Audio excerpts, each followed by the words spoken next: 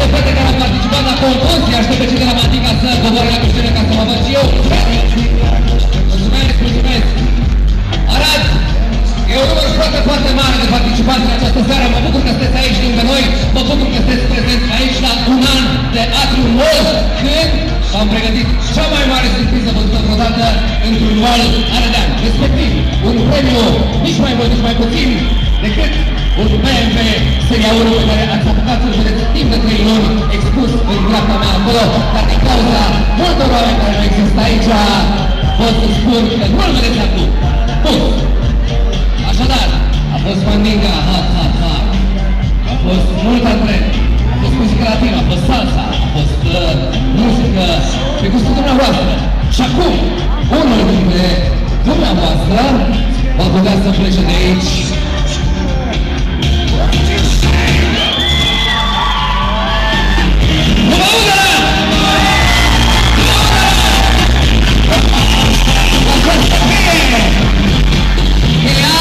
Care va face mai fericit conducând este această urnă, unde nu sunt mai puțin de 35.000 de taloane pe care dumneavoastră le-ați pus aici, pentru ca doar unul dintre dumneavoastră să câștige BMW-ul Seria 1. Haideți să vă duc aminte în ceea ce urmează că această campanie a prins întregul mecanism care a fost extras din urnă și aude numele să apară aici, lângă mine pe scenă, pentru a-i semnăna această cheie. Această cheie. Sunteți nerăbdători, da? Sunteți emoționați, da? Sunteți pregătiți, da? Sunteți cu siguranță pregătiți? Și voi! Și voi! Și voi! Și voi! Sunteți pregătiți? Cheia e la mine. Haideți până atunci să-i invit lângă mine în scenă pe nimeni alta decât domnișoara Adina Călinescu, Country Manager Atrium Centers, în aplauze dumneavoastră!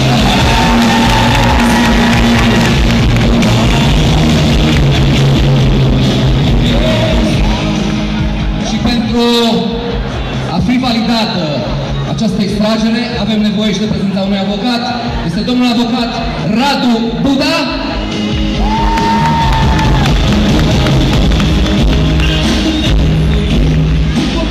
În acest moment nu mai rămâne altceva decât să aleg o persoană de aici din apropierea mea, pe care să o invit aici pe scenă pentru a extrage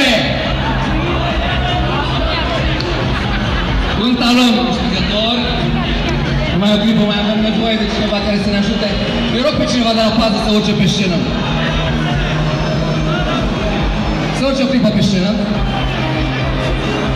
Și pentru ca să vedeți că lucrurile stau exact așa pe moment și nu există niciun fel de dubiu apropo de cel care va efectua extragerea, am să spun așa, domnișoara blondă de acolo să vină lângă mine în acest moment.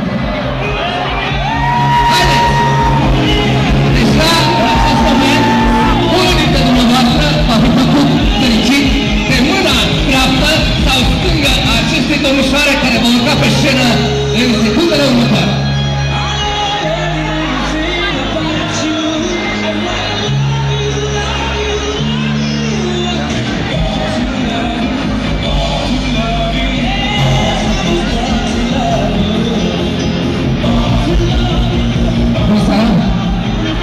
Cum vă numiți?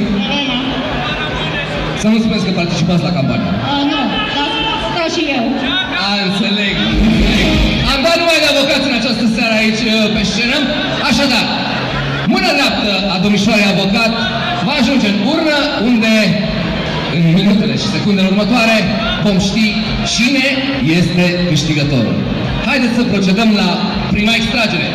Vă repet, din momentul în care am citit numele doamnei sau domnișoarei sau domnului care a ieșit câștigător, aveți 5 minute cu buletinul de identitate să veniți aici, pe scenă, lângă mine.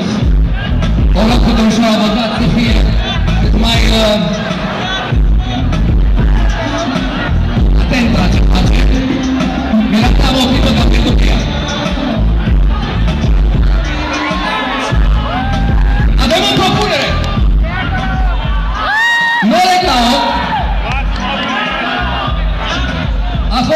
Dați un talon.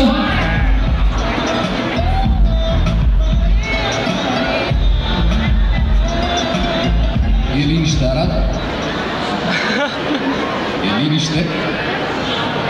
Nu vă aud! În mâna mea se află un nume.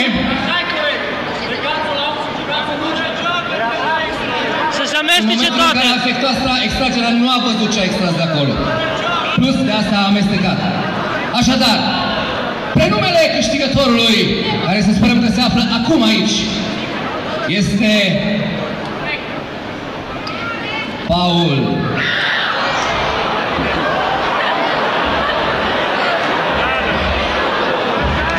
Câți Paul sunt aici, să vedem, să poată să zice Paul în mâna sus. E numele, nu zici numele. Dar câți Paul Petru se află aici? Paul Petru.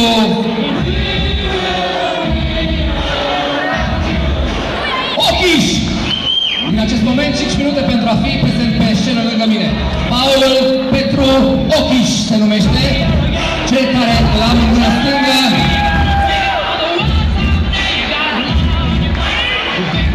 Vă rog frumos să porniți cronometru. A pornit cronometru de vreo 15 secunde. Așadar, domnul Paul Petru Ochiș, dacă se află cumva printre dumneavoastră în sală, ai probleme de cântare. Domnul Ochiș! Mai faceți încă 10 pași până în momentul în care eu vă voi da cheia perdonul, pe care nu mai știu dacă au măsurare rău când.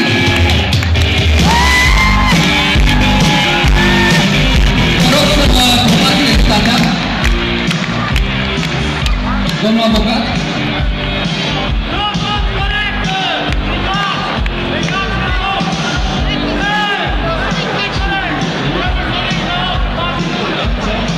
Sunt datele identice. Așadar, domnul Paul, vă rog să-l vă luați cu pormoneu, luați și talonul cu care ați participat. Cheia încă mai rămâne la mine să mă simt și eu puțin fericit, încă un minut. Așa? Cum vă simțiți? Aveți mașină? Da. Înseamnă că aveți și carnet? Absolut. Spuneți-mi, în acest moment vă simțiți un arădan fericit? Da. Puteți să spuneți că sunteți un arădan fericit cu un an de atrumol? Absolut. Sunt un arădan fericit cu un an de atrumol. Sunt un arădan fericit cu un an de atrumol. Deci domnul Ochiș este un arădan fericit cu un an de atrumol și un BMW seria 1! Aplauze pentru câștigător! Nu mai rămâne altceva de făcut decât să vă mulțumesc pentru prezență. Am să invit pe doamna Adina să vă rostească câteva cuvinte. Acum, chiar la finalul acestui spectacol la care a participat Mandinga, să-i înmânezi cheia fericitului câștigător a automobilului și o invit la microfon pe doamna Adina. Bună seara, vă mulțumesc pentru prezență. Pentru noi e un moment important.